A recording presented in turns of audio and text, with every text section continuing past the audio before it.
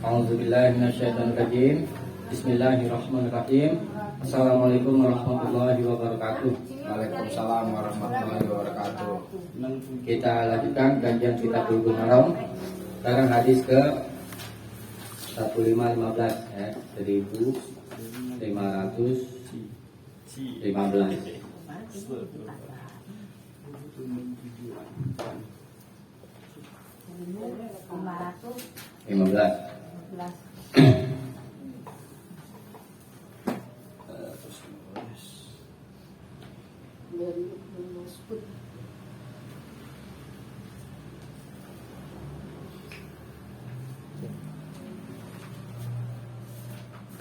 Udah ketemu?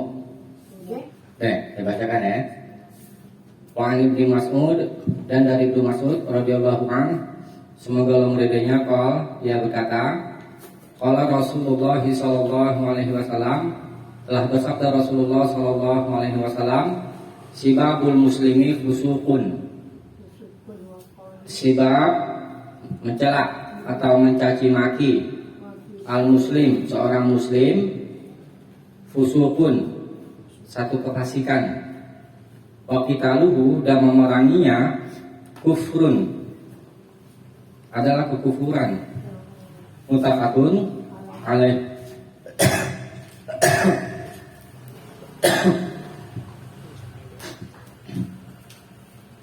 Disepakati oleh Bukhari dan Muslim.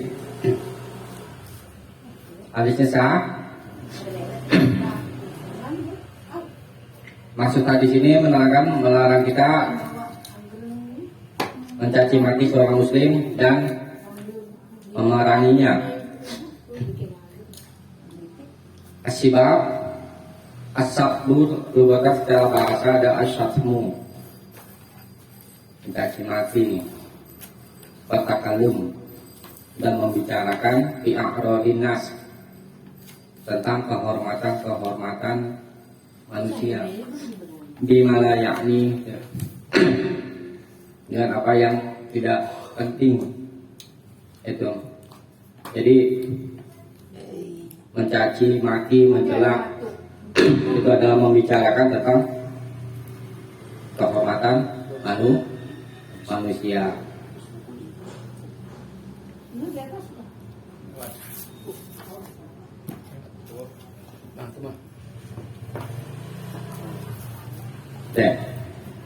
Nah, jadi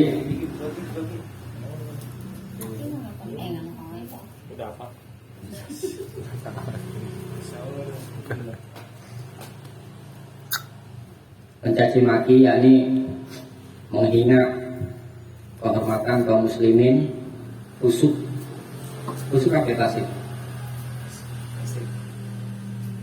maknanya? Son tasik sering dengar kan dalam Al-Quran kan? Kalau tidak menyukai orang-orang fasik, fasik secara bahasanya keluar. Maksudnya secara syariat keluar dari ketaatan kepada Allah, itu orang-orang fasik. Jadi orang-orang fasik itu orang-orang yang keluar dari ketaatan kepada Allah. Nah, orang-orang yang mencela seorang muslim itu adalah orang-orang yang keluar dari ketaatan kepada Allah. Ancaman orang-orang fasik apa ya kalau dalam Quran? Neraka. Ya. Di hadis Arba'in dulu ketika kita bahas, banyak yang menyeret manusia ke dalam neraka. Ini kata Nabi. Ya, jaga mulut, jangan sampai nyakitin orang. Ya, tuh. Ancamannya berat, mencaci maki seorang muslim, ya, menghina, ya kan?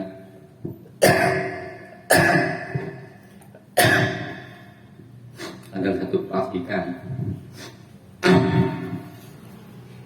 Boleh muslim siapa aja, baik muslim laki-laki atau muslim perempuan, ya kan? Kalau orang kafir boleh kita. Nah, kalau dari mafhum hadis ini boleh Tetapi ada kafir, namanya kafir mu'ahad atau kafir dhimmi, itu yang dilindungi oleh Nabi. Mereka taat bayar pajak dan Nabi melindungi. Jadi orang kafir yang mentaati pemerintahan Islam, ya, itu nggak boleh. Karena Nabi juga menyuruh kita untuk berbuat baik kepada mereka. Siapa saja menyakiti mereka maka sama juga menyakitiku, kata Nabi. Nah itu orang kafir yang tidak memerangi Islam, kafir dhimmi namanya, kafir mu'ahad, kafir dhimmi. Nah kalau kafir harb, kafir yang memerangi, boleh. Tuh, ya. Yang memerangi kafir harbi namanya. Kafir zimmi tadi.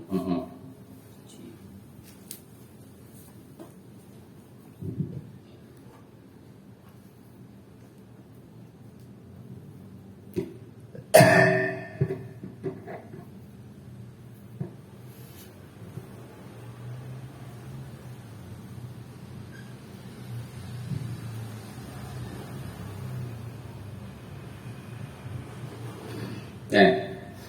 Kemudian waqitaluhu kufrun,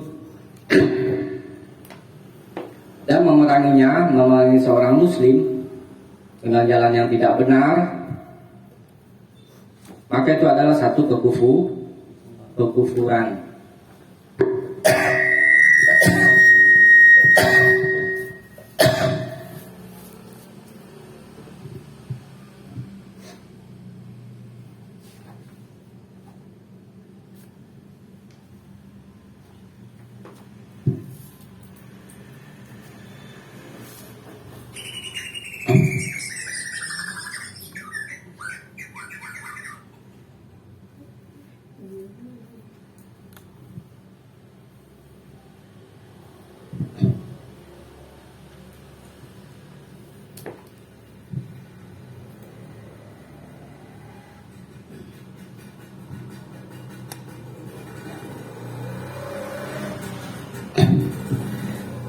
Ini jadi kafir, maknanya kafir kufur kepada nikmat dan berbuat baik terhadap saudara-saudara muslim. Bukan kafir yang sifatnya mengingkari secara mutlak.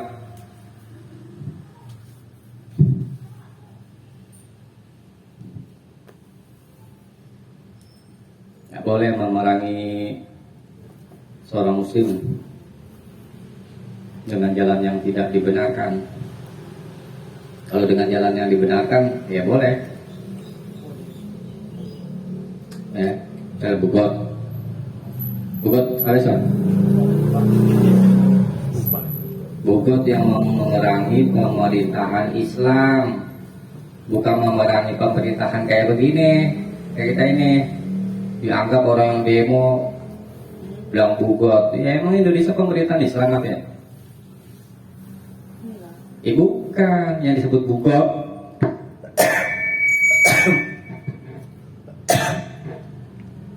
Bugot, orang menentang, itu adalah orang-orang menentang pemerintahan Islam.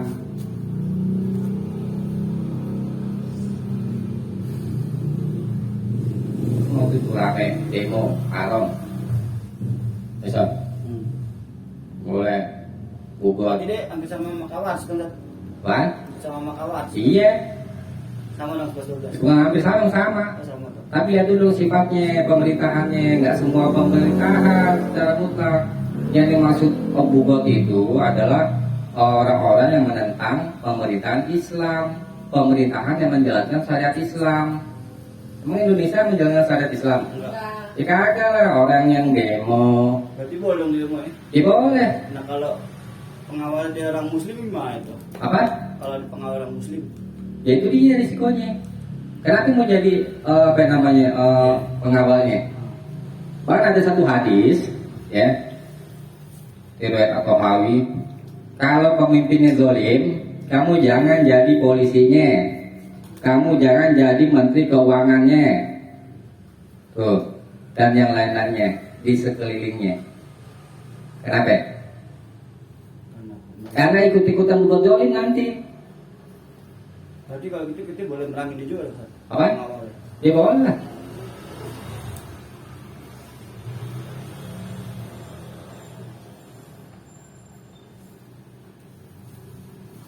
Ya, memerangi seorang muslim dengan jalan yang tidak dibenarkan adalah satu kekufuran.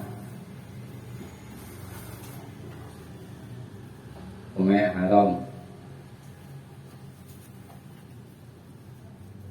Coba dibaca di kasar itu. Berapa itu, Ustaz? 15.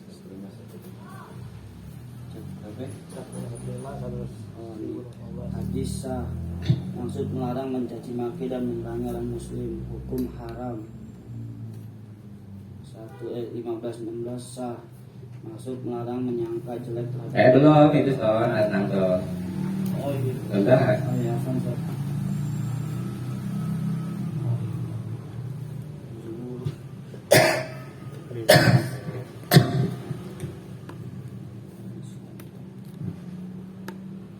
Karena hadis 1516 Wan Abi Hurairah, dan dari Abu Hurairah radhiyallahu anhu, semoga Allah meridainya, dia berkata, kalau Rasulullah sallallahu alaihi wasallam, telah bersabda Rasulullah sallallahu alaihi wasallam, iyyakum wadzanna, iyyakum jauhilah wadzanna, prasangka. Fa inna dzanna, karena sesungguhnya prasangka itu atau dugaan itu akzabul hadis, akzabu yang paling dusta, al hadis omongan yang paling dusta. Muttafaqun alaih, disepakati oleh Bukhari dan Muslim. Artinya sah. Hadis ini semuanya dengan Al-Quran. Coba lihat teks dulu surat.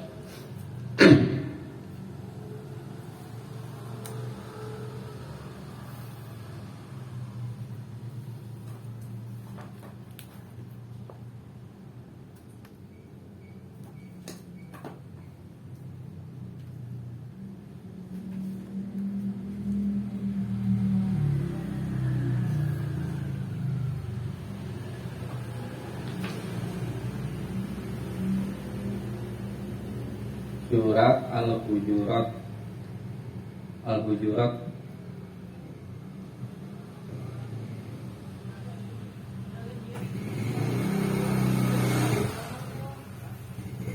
ayat 12.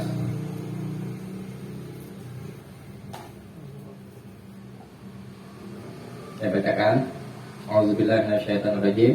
Ya ayyuhallazina amanu, wahai orang-orang yang beriman, ijtanibu, jauhilah, katsiran minadz-dzanni, kebanyakan dari prasangka.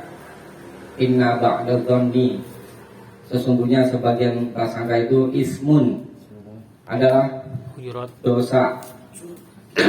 Ya, di dalam Al-Quran tuh total Hujurat 12 Allah katakan suruh menjauhi banyak dari prasangka, menduga-duga. Karena sebagian dari prasangka itu adalah ismun, dosa. Sebagian, berarti nggak semua. Jadi kita diberitahu menjauhi dari prasangka, menduga-duga.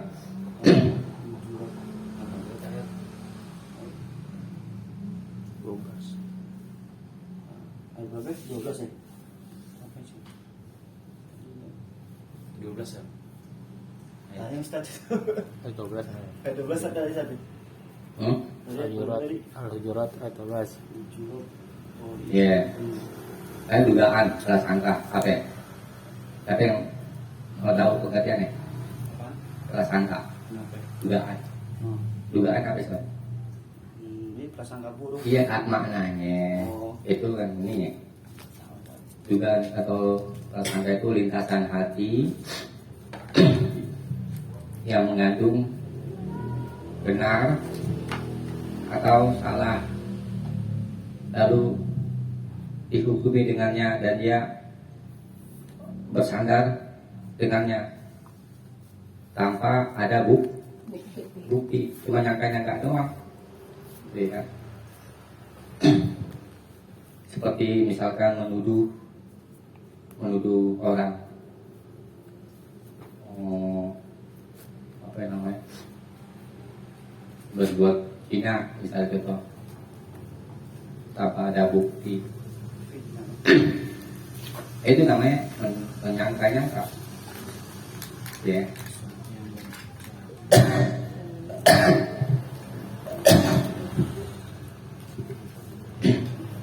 Nah,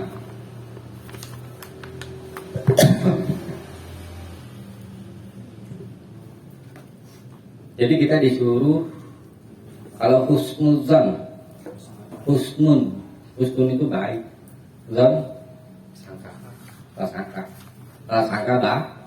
baik. Berarti di sini maksudnya bukan prasangka baik ya? Bukan, karena zon itu sifat umum. Ada prasangka baik, ada prasangka buruk. Berarti di sini maksudnya bukan prasangka baik. Kalau prasangka baik kita diperintah, ya, berprasangka baik kepada Allah, Rasulnya, dan orang-orang soleh. Ya. Kadang ada manusia beranggapan karena kurangnya pengetahuan, ya, menganggap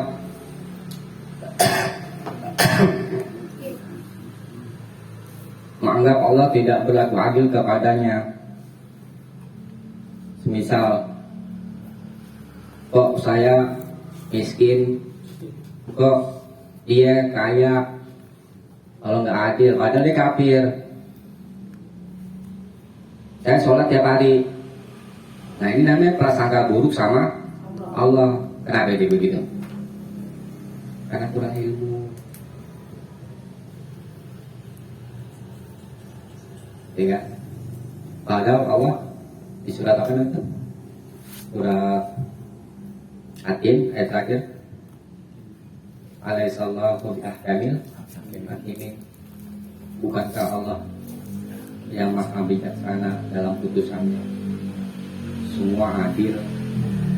Itu banyak orang menyangka seperti itu sehingga berprasangka buruk sama Allah. Kalau kan prasangka hamba Allah itu bergantung kepada prasangkaan hamba. Di hadis itu ada. Kalau apa namanya, orang itu berprasangka buruk terhadap Allah, maka keburukan itu akan kembali kepada dia. Karena yang dipikir apa? Keburukan, dia menanamkan energi buruk ke dalam dirinya. Karena ditanam energi buruk sehingga perilaku yang keluar juga buruk. Sama ke penyakit hati. Air yang jernih, ya kan? Kita masuki kotoran, ya kan? Debu misalkan contoh, ya kan? Maka air yang keluar itu, ya, akan menjadi keruh. Tuh. Hati juga begitu. Kalau hati kotor, perilakunya juga buruk.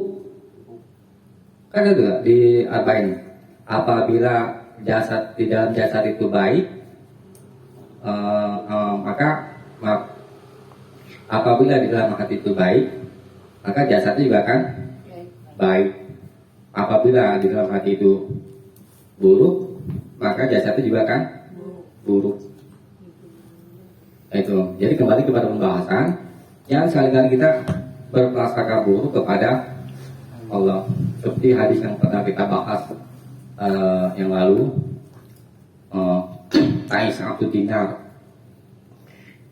celakalah hamba uang, ya. Kalau diberi dia ridho, diberi sama Allah ridho, nggak diberi dia nggak ridho.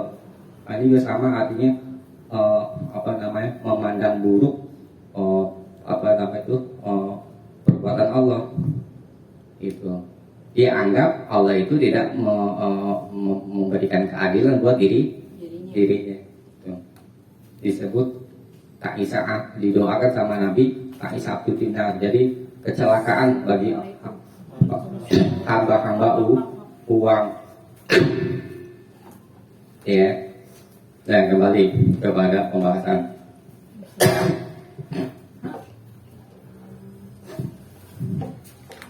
Nah, jadi yang dimaksudkan di hadis ini, iyyakum wadzanna, jauhilah wadzanna adalah prasangka buruk.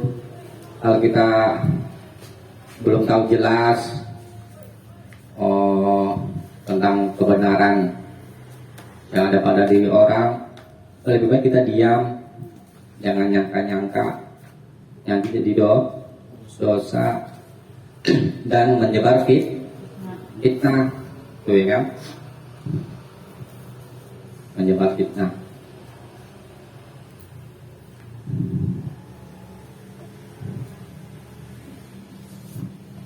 Beda dengan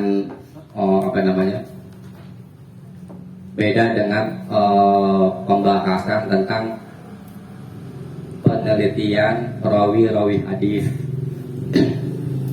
Ulama-ulama ada yang mencela satu rawi, ada juga yang memuji satu rawi. Ini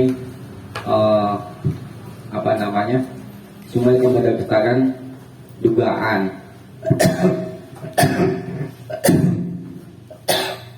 Tapi untuk menarik kemaslahatan umat itu beda, ya, yang disamakan.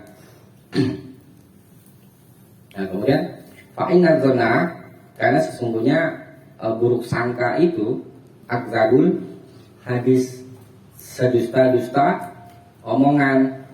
Dikatakan dusta aja juga udah nggak benar dengan kenyataan. Ini dilebihkan penggunaan kalimatnya, yang paling dusta, artinya memang sangat tidak benar.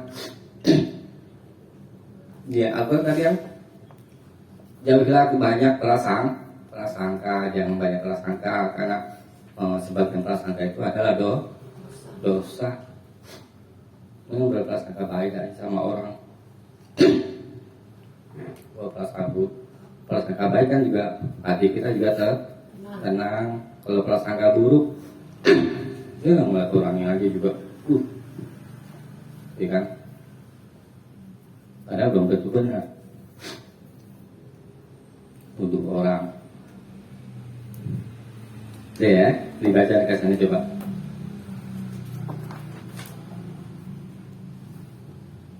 Hadis sah, maksud melarang menyangka jelek terhadap Allah, Rasulnya, para sahabatnya, para ulama dan kaum muslimin yang tidak kelihatan curangnya.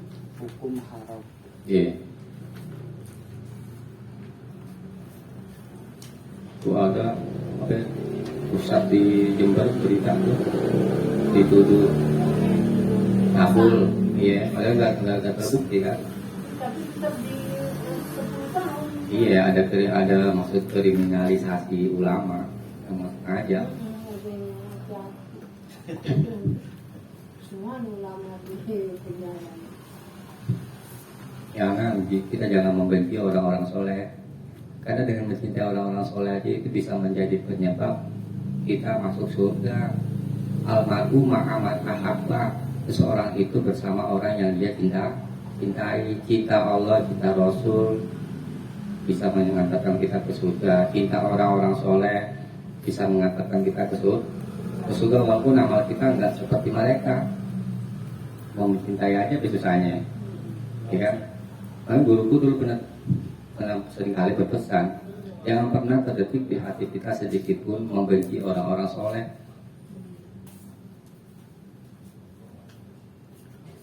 Nah, karena itu dia, almarhum ma'aman ahabba.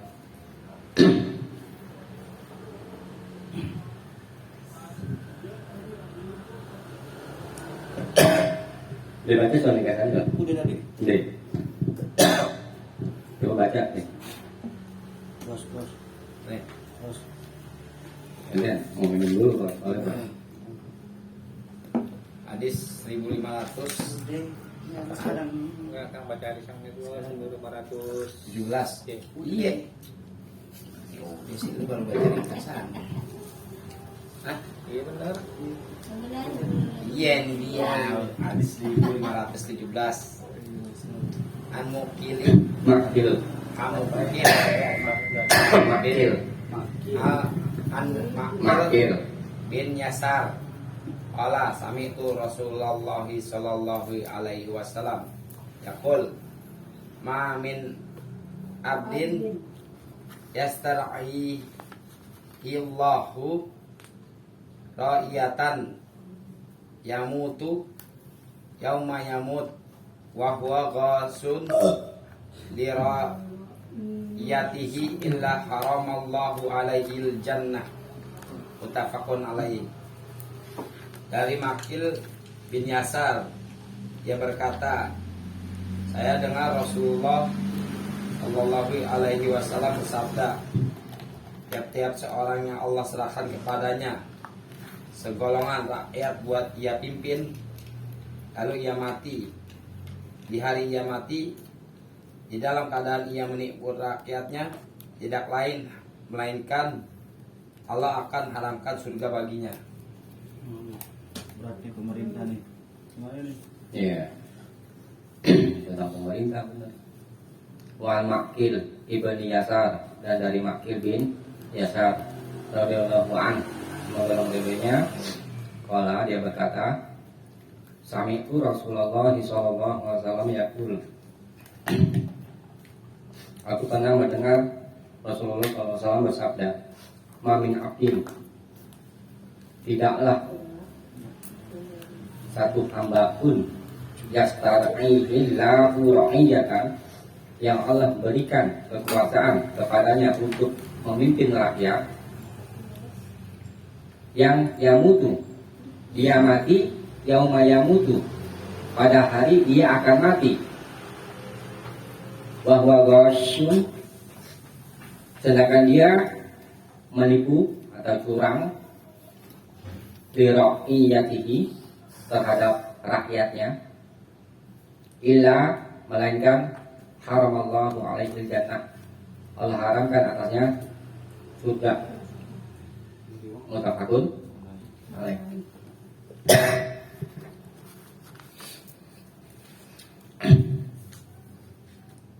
Hadisnya sah. Ini ancaman buat para pemimpin. Sudah disampaikan, bukan terbaik. Di Riyadhus Shalihin yang saya dapat itu, kullukum ra'in, setiap kalian adalah pemimpin. Seorang suami pemimpin buat anak istri,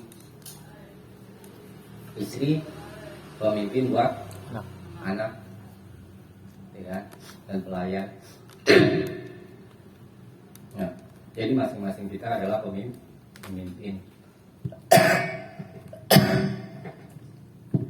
Yang Allah berikan kekuasaan kepada kita untuk memimpin rakyat. Nah, di sini Allah ancam bagi terhadap pemimpin yang menipu rakyatnya. Apa yang dimaksud dengan ghasyun? Curang terhadap rakyatnya, yakni zalim. Kalau zalim waktu itu apa Pak? Ini apa yang namanya pengertiannya zalim? Menempatkan sesuatu bukan pada tempatnya. Ya, itu sudah bahasa. Ya, zalim terhadap rakyatnya, tidak berlaku adil, mengambil harta mereka. Apa itu kalau bahasa kita salah? Dikorupsi, dirampok, dikorupsi. Terus rakyatnya dibunuh-bunuhin. Terjadi kan ya? Terjadi. Itu kayak presiden itu Mesir. Musi. Apa? Kemal Atatürk. Kamarnya di Turki. Turki. Turki ya? Iya, Turki. Itu contohnya apa tuh? pemimpinan zalim terhadap rakyat. Caranya ya orang kena sono Bau kuburan. tahu kuburannya.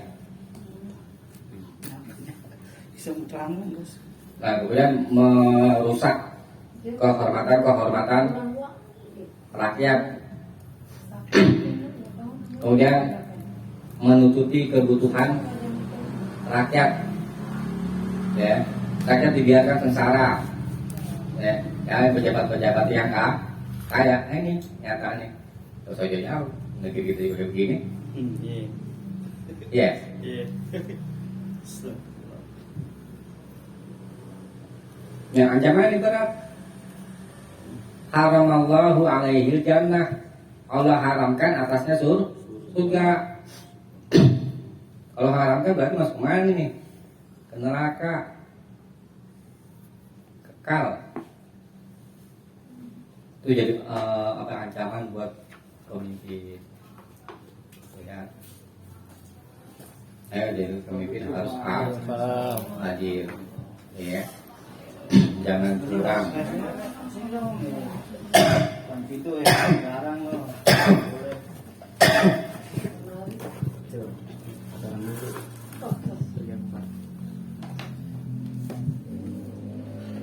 Jadi kadang-kadang orang kalau udah terlena dengan dunia, ya,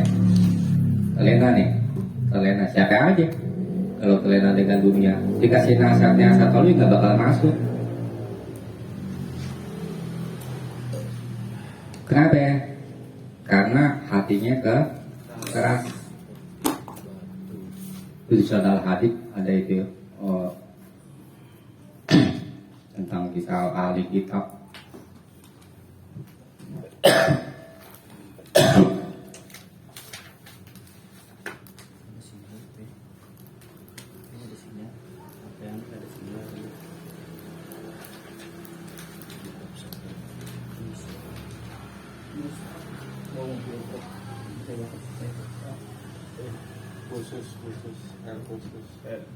Ini alam yakninil ladzina amanu, belum tibakah bagi orang-orang beriman antah sya'aqulubuhum, bahwa hati mereka itu kusuk dzikrillah, berzikir kepada Allah, wa ma nazala minal haq, dan apa yang telah turun dari kebenaran. Wala yakunu kalladzina utul kitab, dan janganlah mereka seperti orang-orang ahli kitab min qablu, sebelum itu, atau alaihimul amadu, mereka melewati masa yang panjang, faqasat qulubuhum, lalu hati mereka menjadi keras, wa katsirun minhum fasikun, dan kebanyakan mereka adalah orang-orang fasik. Tuh, orang Yahudi melalui masa yang panjang. Itu apa? Tafsirkan hadis ini adalah ayat ini, mereka condong kepada dunia dan lupa dengan nasihat-nasihat Allah. Ya. Orang kalau hatinya udah gantung ke dalam dunia, mau dikasih nasihat baik, ya, dan sifatnya nasihat Allah dan Rasulnya nggak digubris. Kenapa? Hatinya udah keras jadi batu, ya, bahaya. Makanya kita jaga hati kita jangan sampai menjadi keras, ya. Sama kayak gini, mereka berbuat begini kenapa? Cinta dunia para pemimpinnya, sehingga rela menipu rakyat. Kalau ingat akhirat kan nggak bakalan dilakuin kayak begini, Jason? Enggak. Nanti di pemimpinnya misalnya itu tuh ya. Tuh. Ya. Nggak bakalan, karena takut sama Allah. Nah itu jadi sebabnya cinta dunia. Nah, yang diharamkan surga atasnya, itu coba diperhatikan. Yauma yamutu, pada hari dia akan mati. Jadi maksudnya ketika dia sudah menjelang sakaratul maut, enggak mau bertobat. Berarti kalau misalkan pemimpinnya mau bertobat, yang putih gak sama lo? Yang putih, ya kan? Itu tobat udah tutup kalau gimana? Kalau khas Longkongan. Jadi kalau masih di kaki, misalnya belum sampai ke sini nih.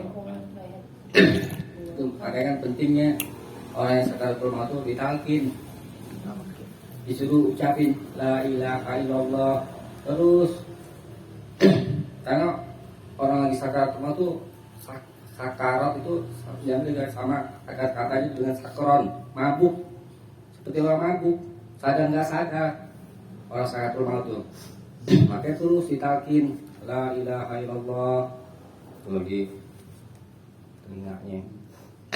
Itu yang diperintah sama Nabi, bukan perkataan yang lain. Tuh, sebaiknya apa ya? Dia mengucapkan la ilaha illallah dijamin masuk surga. Ya. Ya, jadi ini pemimpin yang belum sempat bertaubat. Haram surga. Cium bau surganya aja haram.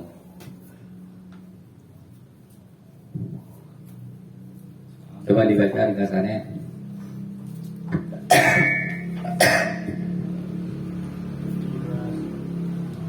Hadisah melarang penguasa menipu rakyat, hukum haram.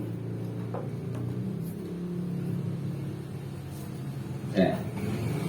Uang menipu rakyat. Bos, nanti kalau jadi pejabat jangan menjadi koruptor, bos. Enggak dong, insya Allah bos saya. Insya Allah nggak dikit.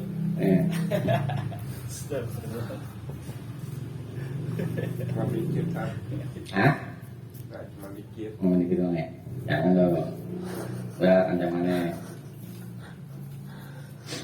Wan Aisyah berikutnya. Wan Aisyah dan dari Aisyah qalat qala Rasulullah sallallahu alaihi wasallam. Telah bersabda Rasulullah sallallahu alaihi wasallam, Allahumma. Nanti maksudnya Rasulullah SAW berdoa, Allahumma man waliya min amri ummati syai'an fasyaqa alaihim fashkur alaih. Akhrajah Muslim. Allahumma ya Allah man waliya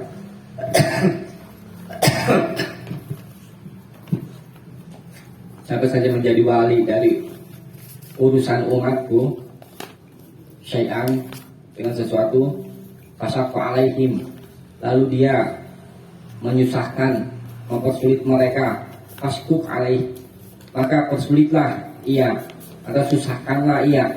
Akhrajahu Muslim, dikeluarkan dia oleh Muslim. Nah, ini doa dari Nabi buat para pemimpin yang menyusahkan, menyulitkan urusan umat. Ancamannya apa ya?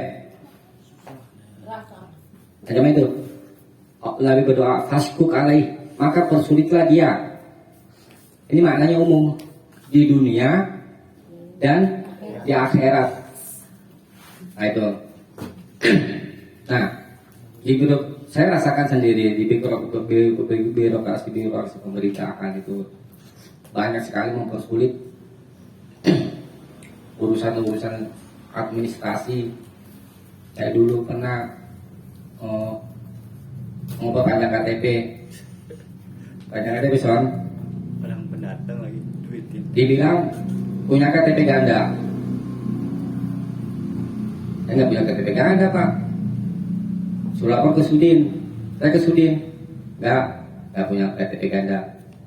Ya, udah saya laporan ke kelurahan. Saya sudah dari Sudin, saya tidak punya KTP ganda. Enggak, bapak punya KTP ganda. Nah ini namanya jahil murokab, bodoh yang berlipat ganda. Ya, meyakini yang tidak semestinya. Saya tahu ini orang minta uang, gitu ya. Nah itulah birokrasi yang terjadi di negeri kita ini. Itu sama artinya mempersulit urusan Masyarakat. apa namanya masyarakat atau umat Nabi. Nah pasti orang-orang yang mempersulit urusan umat Nabi akan dipersulit sama Allah di dunia dan di akhirat. Kalau udah dipersulit sama Allah, siapa yang menolong? Dalam juga ngeri. Gak ada. Ya. Kalau dipersulit sama si Pak Nis masih ada yang nolong. Emi ya? Jangan nih, jangan mau kasih orang nih. Tong rambut. Ya kan? Ya siru walat siru mudahkanlah dan jangan mempersulit.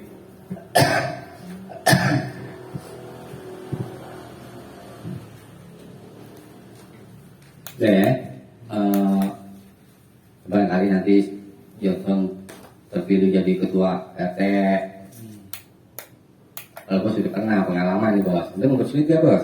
Enggak lah. Oh enggak. Coba rakyat ini. Harganya. Jangan diancamkan berat soalnya dia. Coba dibaca kasarnya nih.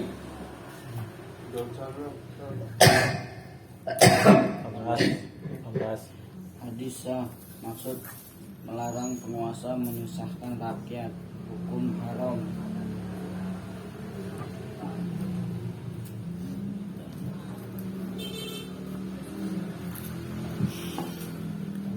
Tadi. Hadis berikutnya. Wan Abi Hurairah dan dari Abu Hurairah radhiyallahu anhu semoga lembutnya dia berkata kalau Rasulullah sallallahu alaihi wasallam telah bersabda Rasulullah sallallahu alaihi wasallam idza qatala ahadukum apabila seorang di antara kalian saling memerangi falyajtani bil wajha maka jauhilah wajah muttafaqun alaih disepakati oleh Bukhari dan Muslim. Hadis sah. Nah, hadis ini sifatnya umum, ya, memerangi musuh, nggak boleh. Dan kalau kita apa namanya, ya pistol, nggak boleh arah ke wajahnya. Pedang, nggak boleh. Ini ke wajah. Ini larangannya tegas. Ya, mukul, ya, nggak boleh mukul wajah. Ya. Banyak orang kalau berantem Seneng. mukul muka. Seneng. Ibu nggak tahu. Nah, kecuali dia juga mukul kita mukul apa nih? Mukul muka kita duluan, nah, kita balas. Tapi balasnya sekadarnya, nggak boleh berlebihan. Kalau langsung matiin, boleh Ustaz? Hah? Matiin. Kalau memang harus dibunuh, misalnya ada perang sama Yahudi, dimatiin aja. Nah, itu perang. Nah, ini semana dengan hadis 1269. Polemik nang aja. Tancing Dulu dia tancing jangan tangan mbak langsung bacok. Jihad jatuhnya. Ayo Ustaz. Hah? 1269 coba dibuka. 1269. 1269.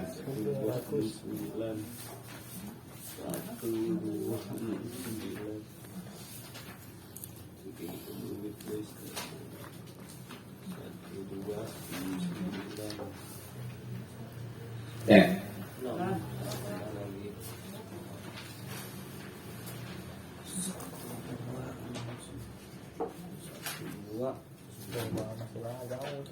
Anak Abi Hurairah. Iya. Wa an Abi Hurairah dan dari Abu Hurairah radhiyallahu an semoga Allah meridainya qala dia berkata kalau Rasulullah sallallahu alaihi wasallam idza daraba ahadukum apabila seorang di antara kalian memukul falyaqil wajhah maka jauhilah wajah muttafaqun alaih pada oleh Bukhari dan Muslim. Nah ini semakna ya nggak boleh ya mukul, bacok, nembak, mukul muka nggak boleh. Saya dipahami ya, ini ya. Coba dibaca nih ke sana.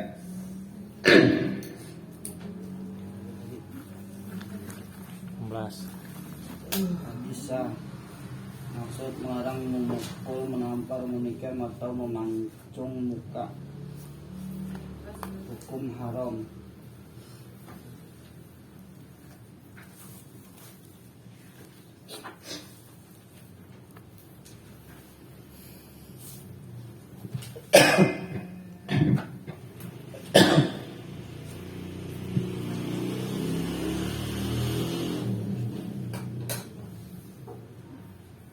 Dan hadis berikutnya, wa anhu dan darinya dari Abu Hurairah radhiyallahu an, semoga Allah meridainya, anna rajulan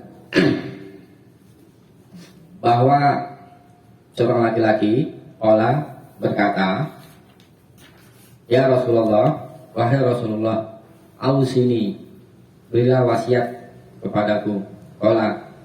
Nabi bersabda, la takdob, jangan kamu marah. Farad dada miroron. Lalu dia dada mengulangi lagi, miroron beberapa kali, nanya lagi, terus sampai lagi. Terus Nabi jawab, waqala, dan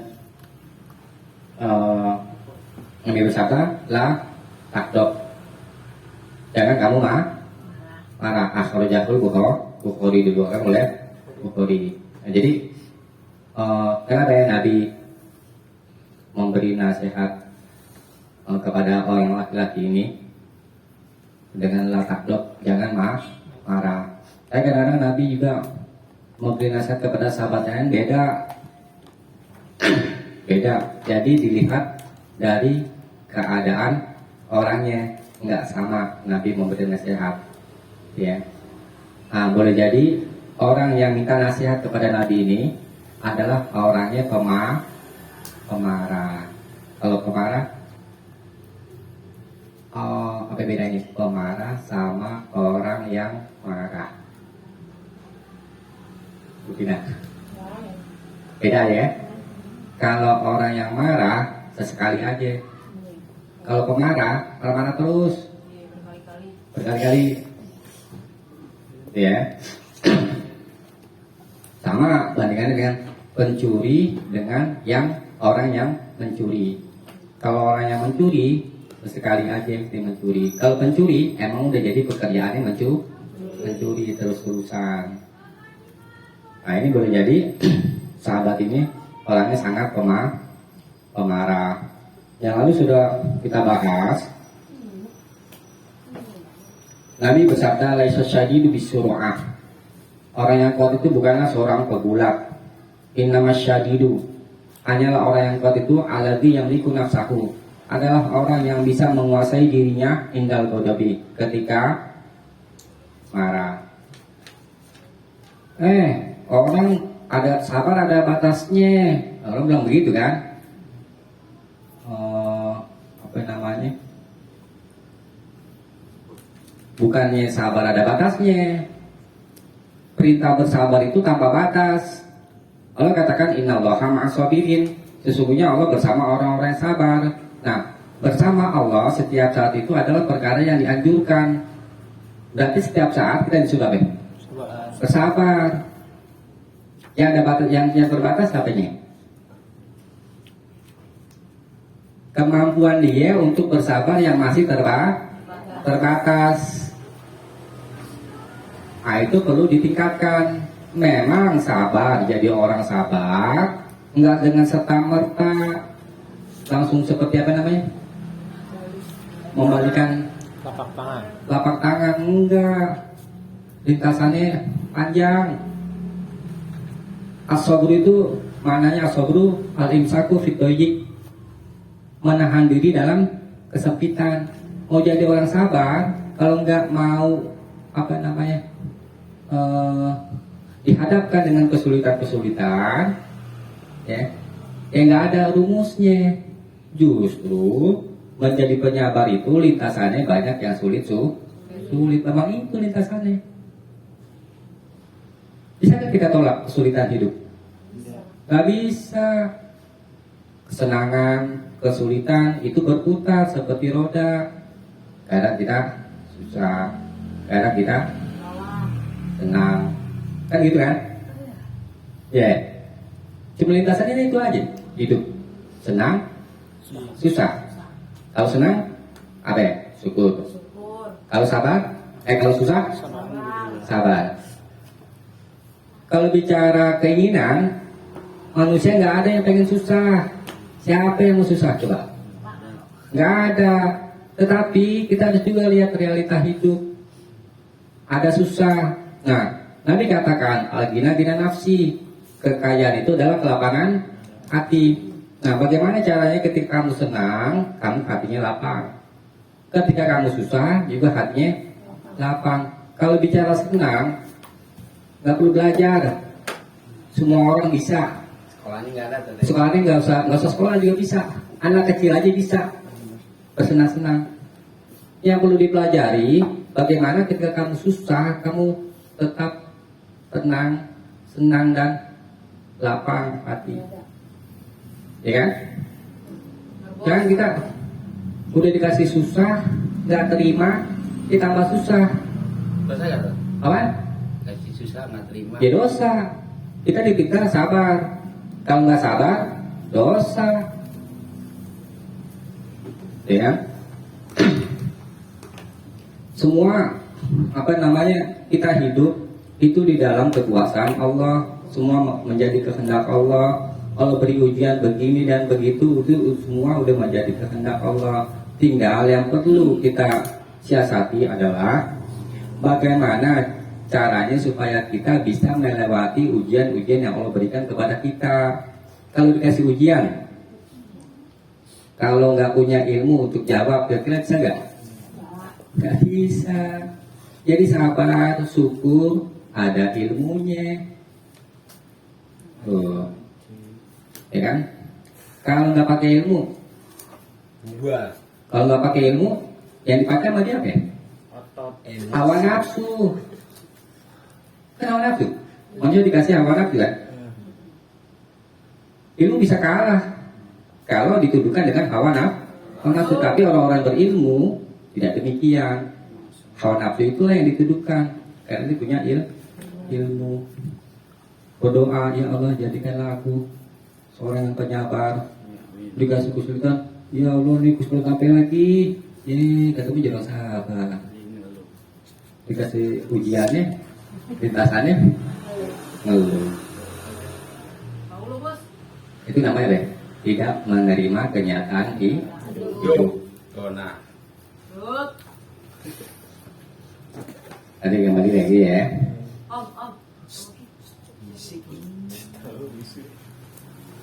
Nah, jadi sebisa mungkin kita harus menghindari sesuatu yang menyebabkan kita marah.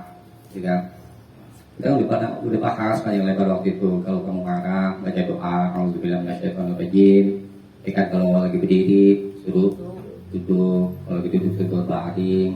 Terus suruh mandi, suruh berwudu.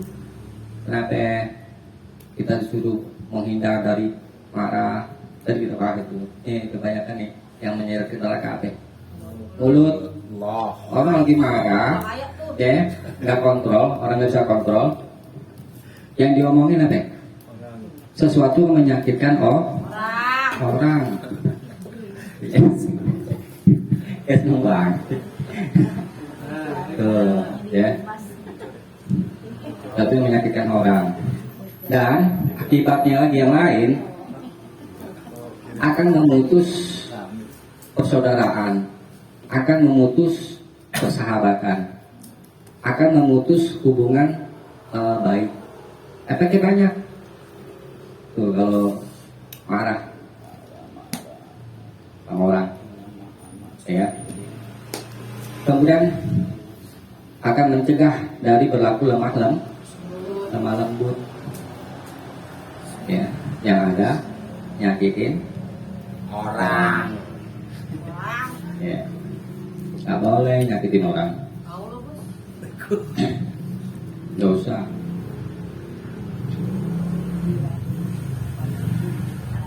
Kenapa gini aja nih, kalau kamu ingin mendapat, ini memang logika sebenarnya, tapi ada di satu hadis. Ini dalam pergaulan, yang kalian kasih isyarat itu, muslim yang bergaul, tapi dia bersabar itu lebih baik daripada yang tidak bergaul. Ya kan? Jadi memang ada isyarat dalam pergaulan sehari-hari. Bikin emosi. Ya, ada aja, ya kan? Tadi apa sih tadi? Tadi ulangi coba kata-katanya. Lebak loh. Jadi ada isyarat dari Nabi dalam pergaulan itu banyak hal-hal yang membuat kita Emosi. menyebabkan permusuhan, ya kan, dan yang lain-lainnya. Kita disuruh sabar, ya kan. Nah, bahasa sederhananya begini: kalau kamu nggak suka dicubit orang, jangan nyubit. Udah pakai begitu. Kalau kamu nggak suka disakiti orang, jangan nyakitin orang. Nah, itu ada di hadis itu seperti itu. Ada emang bos bener. Ya kan? Kita senang diperlakukan baik oleh orang, kita perlakukan baik orang. Nah, kadang-kadang kita sudah berbuat baik kepada orang, tapi orang itu malah berbuat jahat kepada kita. Marah gak kita? Marah lah. Secara manusiawi, betul. Emang begitu secara manusiawi. Tetapi kalau orang-orang mencari ridha Allah, nggak ada gunanya marah. Aku urusannya sama dia. Kan urusan Allah. Saya berbuat baik mencari ridha Allah. Kamu mau berbuat jahat sama saya, itu urusan kamu. Terus siapa? Ya, itu urusan kamu. Man la yaskurullah, man la yaskurnas, tidak berterima kasih kepada Allah, orang yang tidak berterima kasih kepada manusia. Jadi kalau kita marah, itu artinya apa? Kita mencari ridho manusia. Kita pengen perbuatan baik kita itu dinilai, dihargai, sehingga dia berbuat baik kepada kita. Ini namanya kita mencari ridho manusia. Kalau dia berbuat jahat sama kita, kita marah. Ini namanya kita mencari ridho manusia. Mau dia jahat ya, mau dia baik ya sama kita, itu urusan dia. Urusan kita berbuat baik, ikhlas karena Allah. Kita diberi hukum taklif, wajib, haram, makruh, sunnah, dan mubah. Taklif maknanya pembebanan, ya kan? Pembebanan. Jadi kita dihukumi dengan dibebankan. Berat memang kita menjalani syariat Allah. Nah, bagaimana caranya supaya kita mudah menjalani syariat Allah? Itu kuncinya ikhlas, mencari ridha Allah. Kalau mencari ridha manusia capek. Gelati dah. Hah? Gelati. Iya. Udah capek badan, capek hati. Lalu kalau kita ikhlas sama Allah, ya semua kembali kepada Allah. Itu penting untuk diperhatikan, ya kan? Karena ya setan, nama setan ya, suka goda. Udah capek nih sholat nih, misalnya jatuh, ya kan? Dan yang lain-lainnya. Tadi goda setan, makanya kita bentengi diri kita dengan kalau ibadah itu harus didasari dengan ikhlas, ya, mencari ridha Allah, jangan mencari ridha manusia. Ya, jangan suka marah. Apa lagi marah.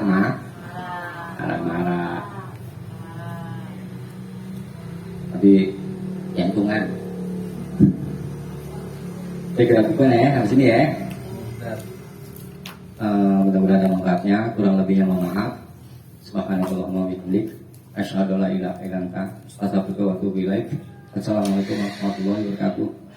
Waalaikumsalam.